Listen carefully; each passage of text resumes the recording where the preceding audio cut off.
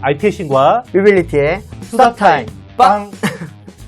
자, 류종훈 기자와 계속해서 우리 자율주행차 그리고 2차 전지 이야기해보도록 하겠습니다. 자율주행 칩 쪽에서 이야기하면 네. 엔비디아하고 모빌아이를 빼놓을 수가 없는데 그렇죠. 최근 두 회사 동향은 좀 어떤가요? 지금은 엔비디아의 독주라고 보시면 될 것 같습니다. 저도 이제 2016년 이때부터 모빌아이 엔비디아에 계속 취재를 많이 했었는데 그때만 하더라도 되게 비슷비슷했어요. 그렇죠. 오히려 이제 ADAS 시장에서는 90% 정도를 모빌아이가 잡고 있었기 때문에 아무래도 모빌아이가 그 기세를 계속 이어가지 않겠냐라는 게 그때 당시에 많은 분들이 봤던 거고 그런데 이제 인텔로 회사가 넘어갔잖아요. 그렇죠. 그 이후부터 사실은 좀 R&D가 잘 이루어지지 않은 것 같아요. 보면은 모빌아이 같은 경우에는 테슬라가 사실은 라벨링에 대해서 다음번의 기술로 봤던 게 자동 라벨링 하는 기술이 있거든요. 그거를 사실은 모빌아이가 먼저 했어요. REM이라고 하는 기술을 활용을 해서 굉장히 낮은 데이터 용량을 쓰면서 이제 빠르게 그거를 인식하는 기술을 만들었었는데 그 기술을 비슷하게 가져갔던 테슬라는 오히려 거기서 조금 더 발전하고 지금 이제 엔드투엔드까지 가버린 상태인데 모빌아이는 거기서 이제 어느 정도 멈춰 있는 상태라고 지금 보이거든요. 또 하나는 이제 원래 비전 중심으로 했었잖아요. 그쵸. 비전 중심으로 하다가 이제 비전에 대해서 수요가 테슬라를 제외하면 점점 떨어지다 보니까 그럼 우리도 레이더도 써야겠구나. 지금은 이제 라이다까지 쓰는 형태로 지금 바뀌었거든요. 그러면서 이제 많은 분들이 봤던 거는 그러면은 모빌아이 칩을 활용을 해서 이제 라이다까지 대응이 가능해지면 많이 쓰지 않을까라고 봤었는데 그 사이에 엔비디아의 지금 드라이브 PX부터 해서 페가수스, 오린 칩까지 오면서 거의 시장을 잡아먹었다고 보시면 되거든요.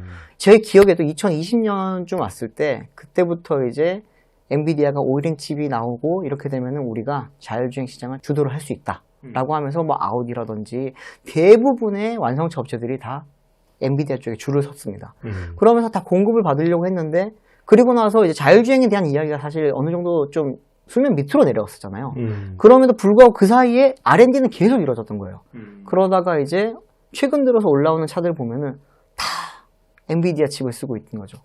그 지금은 이제 모빌아이 같은 경우에는 인텔이 어려워서 그런 거라기보다는 인텔이 인수된 이후에 뭔가 좀 내부적으로 이제 R&D 쪽에 많이 영향이 많이 빠진 게 아닐까라고 하는 그런 우려들이 많이 나오고 있고 키맨들도 많이 나갔나 보네요. 많이 나갔습니다. 네.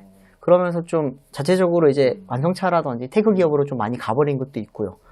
또 인텔이 최근에 우리는 그래도 모빌아이를 팔지 않겠다라고 하는 이야기를 하긴 했는데 내부에서는 인텔 칩을 활용한 모빌아이의 SoC가 만들어지는 거는 생각보다 기대를 많이 못하는 거 아닌가 그런 우려들을 좀 많이 하고 있다고 해요. 좀 팔아줬으면 하는 거 아닌가? 그럴 수도 있겠죠.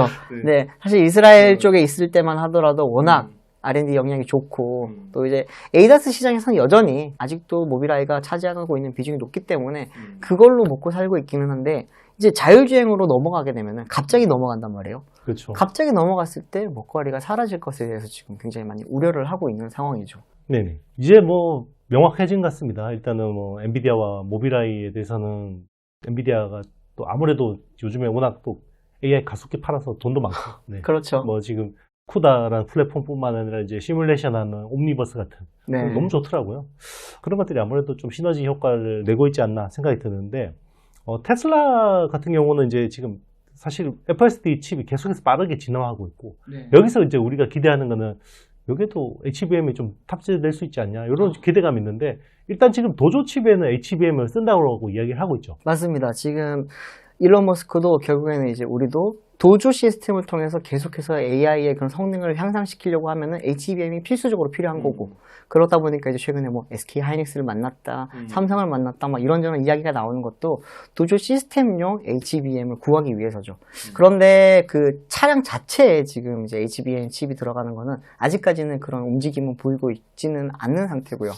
또 이제 아무래도 테슬라 같은 경우에는 엣지 컴퓨팅 기술을 활용을 해서 도조에서 그런 이제 학습된 내용을 받아서 적용하는 정도로 가다 보니까 차체 자체에 HBM을 싣는 거는 좀 쉽지 않을 것 같다.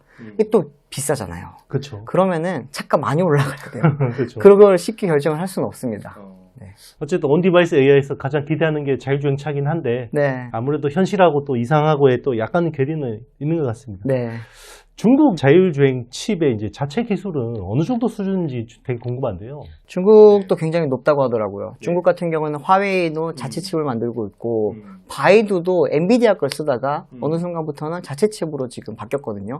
쿨론 칩이라고 하는 걸 만들어서 지금 적용을 하고 있다고 하는데, 쿨론 칩 처음 나왔을 때 이제 많이들 무시를 했어요. 바이두가 만드는 칩이 뭘 하겠냐. 뭐 그랬었는데 실제로 적용을 하고 나서는 엔비디아 못지않은 성능을 보여주고 있어서 조금 놀라고 있고, 그리고 이제 자체적으로 쌓는 데이터에 대해서 적합도가 굉장히 높다고 합니다. 그러다 보니까 이제 자율주행 차 전용으로 만든 칩이라서 이제 양산차 적용보다는 아직까지는 로보택시용으로 좀 많이 쓰이고 있는데, 이게 나중에 컴퓨팅 파워를 조금 낮추고 뭐라 그럴까요? 용량을 좀 줄인다고 할까요?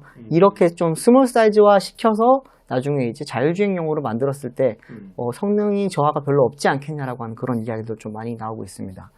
화웨이는 아까 뭐 많이는 말씀을 드렸지만 ADS 시스템 자체에서 지금 워낙 1세대, 2세대, 3세대에 이르면서 쌓인 기술도 많고 데이터도 많고 하다 보니까 화웨이 칩은 되게 많이 우려합니다. 이게 글로벌 시장에 나왔을 때 엔비디아가 가장 사실은 두려워해야 될 거는 화웨이일 거다라고 하는 이야기가 지금 나올 정도로, 그쵸. 자율주행 칩 시장 쪽에서는 굉장히 좀 다크호스라고 할까요?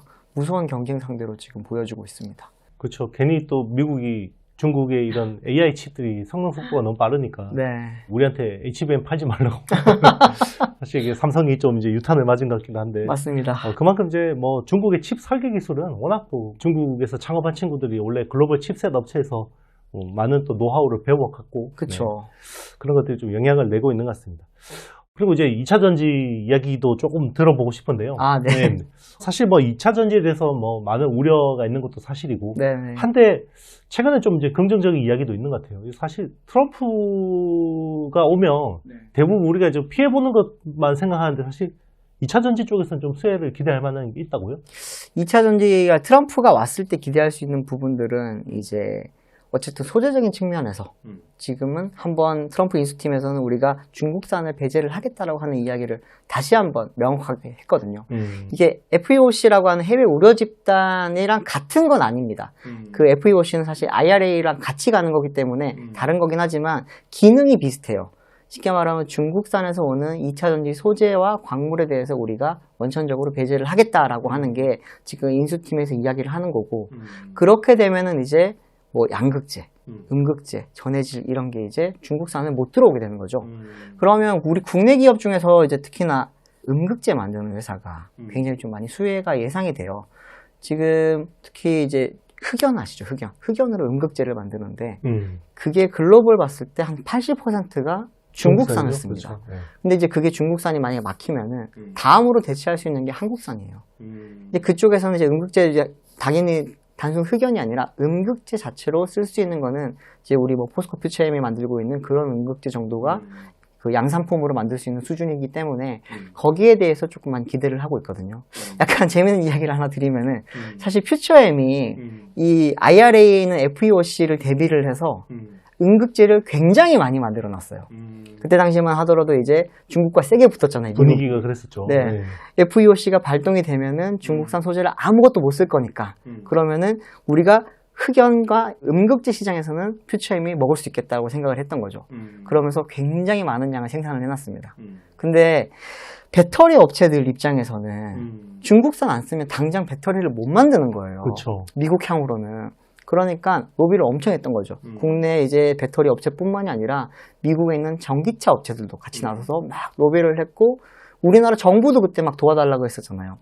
그러면서 이제 미국 정부가 결국에는 2년 유예를 시켰죠. 그러면 포스코 퓨처엠은 재고가 엄청나게 늘어난 거예요. 그래서 올해 사실 하반기 실적이 좀 안 좋았던 것도 재고 자산에 대한 영향이 많았던 건데, 이번에 인수팀이 그렇게 다시 한 번 더 명확하게 우리는 중국산 소재에 대해서 불허하겠다라고 하는 이야기를 하니까 퓨처엠은 내부적으로 지금 굉장히 신나 있는 상태라고 보실 수 있습니다. 그래서 좋은 소식도 있는데요. 일단 그 국내 배터리 셀 업체 중에서는 삼성 SDI에 대해서 좀 계속해서 긍정적인 비유였잖아요. 네. 그 비유는 계속 유효한가요? SDI가 그나마 괜찮을 겁니다. 이게 사실 셀 업체들은 많이 좋진 않은 상황인 거는 맞아요. 특히나 이제 SK온 같은 경우에는 지금 상황이 공급사 되게, 상황도 그쵸. 안 좋고 또 이제 또 폼팩터 상황도 많이 안 좋기 때문에 좀 불안하기는 한데 SDI는 그래도 이제 좋은 게 뭐냐면 공급사들이 이제는 각형 배터리 쪽을 많이 강화를 하고 있어요. 이게 장기적으로 봤을 땐 좋을지는 아직 명확하게 모르겠는데 중단기적으로 봤을 때는 CATL 쪽으로 넘어가기 전에 폼팩터를 지금 하나의 그 규격화를 시키고 있거든요. 원통형 쪽에서는 46 시리즈도 규격화가 어느 정도 이루어지고 있다고 보시면 되고, 그리고 이제 각형 쪽에서는 CATL과 삼성 SDI가 쓰는 그 각형 배터리 사이즈가 비슷합니다. 그 형태로 지금 많이 가고 있다 보니까 아직까지 LFP로 넘어가기 전에 많은 미국 전기차 업체들이 여전히 하이니켈 쪽을 쓰고 있고 이쪽에서는 SDI가 가장 좋기 때문에 많이 넘어가는 거고요. 대표적으로 지금 이제 GM 같은 경우에 LG 배터리를 많이 쓰다가 최근에 이제 SDI 쪽으로 많이 넘어왔잖아요. 그쵸. 넘어가는 이유는 결국에는 폼팩터를 규격화를 시켜서 나중에 우리가 셀 업체나 양극재 업체는 우리 입맛을 골라서 넣기 위해서 이렇게 가는 중간 단계라고 보실 수가 있는데 그때 이제 SDI가 어느 정도 지금 좋은 기회를 잡고 있다라고 보시면 될 것 같고 또 이제 포드는 요즘 전기차를 많이 힘을 빼고 있지만 스텔란티스는 후발주자인데 어느 정도 따라가서 이제 쉬더라도 어느 정도 따라가야 되는 상황이다 보니까 스텔란티스 쪽에서는 또 많이 지금 힘을 내야 되거든요. 근데 거기에 또 주력 공급사가 또 SDI입니다. 그렇기 때문에 SDI는 공급사적인 측면에서는 조금 좋은 상황이라고 보실 수가 있고 또 폼팩터의 변화 과정에서 기존의 이제 파우치형에서 각형과 원통형으로 넘어가는 상황에서 조금 수혜를 많이 보고 있다라고 보실 수 있고 그러면 많은 분들이 이야기를 하시는 게 야 LG는 다 만드는데 우리 이제 각형도 거의 다 이제 만들었다고 하는데 왜 말이 없냐라고 하는데 LG의 각형 배터리는 아직까지 완성이 안 됐고 공급사가 아직까지는 정해지지 않은 상태라고 보실 수가 있고 원통형 같은 경우에는 테슬라의 가장 큰 공급사가 될 걸로 지금 보이고 있기는 하지만 조금은 제가 들어보니까 취재를 해보니 많이 돈을 못 번대요. 46 시리즈 배터리를 판매를 하면은 굉장히 큰 돈을 벌 거라고 많이들 기대를 했었는데 그렇죠. 원래 기대는 그랬었죠. 네, 테슬라가 근데 그렇게 값을 많이 안 쳐준다고 합니다. 그러다 보니까 지금 LG 에너지 솔루션도 46 시리즈에서 우리가 돈을 벌 수 있는 게 생각보다 적구나라고 해서 다른 업체들로 지금 그걸 많이 넓혀가고 있는 거예요. 그렇기 때문에 LG는 오히려 장기적으로 봤을 때는 조금 펀더멘털이 바뀔 수가 있을 거예요. 46 시리즈가 원통형의 새로운 규격으로 자리를 잡으면 이제 원통형 배터리를 쓰는 전기차 업체들은 LG를 채택을 많이 할 거예요. 그렇게 되면 이제 그때는 이제 LG 엔솔의 실적이 조금 많이 좋아질 걸로 보이고 있는 상황이고 SK온은 좀 많이 걱정이 됩니다. 그래서 지금 계속 기술 개발을 하고 여러 업체들을 뭐 M&A도 좀 많이 좀 검토를 하고 있다고 하거든요. 그렇기 때문에 올해는 좀 힘들겠지만 국내 기업들이 그래도 힘들 때 이게 또 한 번 더 치고 잘 그렇죠. 나가잖아요. 그걸 또 한 번 또 기대를 해봐야 되지 않을까 싶습니다. 네, 어쨌든 이제 우리 세스 3사에 대한 우리 류종원 기자의 뷰는 여러분들이 잘 아셨을 것 같습니다. 오늘 뭐 긴 시간 동안 이야기 많이 해주셨는데요. 혹시 마지막으로 뭐 우리 구독자분들께 하고 싶은 말씀 있으시면? 네. 오늘 자율주행 이야기를 좀 많이 했으니까 말씀을 드리자면은 자율주행이 이제 국내 기업들이 너무 많이 뒤처진 거 아니냐라고 하는 이야기들을 많이 합니다. 또 이제 테슬라가 결국에는 독주를 해서 시장을 다 먹어버리는 거 아니겠느냐 그런 이야기들을 하시는데 저는 테슬라가 전 시장을 다 먹는 거는 사실 불가능하다고 보고요. 그렇게 되려면은 이제 FSD 시스템을 심기 위해서는 플랫폼 값부터 다 넘어가야 되거든요. 근데 완성차 업체들이 그거를 다 받아주지는 않을 겁니다. 그렇기 때문에 그런 일은 없겠지만 이제 트럼프 4년 동안에 굉장히 많은 이제 시장 점유율을 높여가지 않겠냐라고 하는 게 좀 제 생각이고 또 하나는 자율주행 시장은 자국 기업이 자국에서 가장 잘할 겁니다. 그 말은 미국에서는 테슬라가 1등을 할 거예요. 거의 다 먹을 수도 있습니다만 다른 나라에 갔을 때 특히나 유럽, 일본, 중국, 한국 이런 곳에서는 또 다른 경쟁이 벌어질 거기 때문에 여기서 또 어떤 기업들이 수혜를 볼지 한번 또 잘 보시면 좋을 것 같고 국내 기업들은 아직까지는 이제 비상장사들이 많아요. 자율주행 쪽은. 네, 그러다 보니까 이제 거기서 이제 상장 준비를 하는 기업들도 조금은 많이들 눈여겨보시면서 어디가 다크호스로 떠오를지 보면서 기술 공부도 조금 해보시면 재밌을 거고 그러다 보면 이제 국내 기업들의 기술 수준이 우리가 무시할 정도는 아니구나.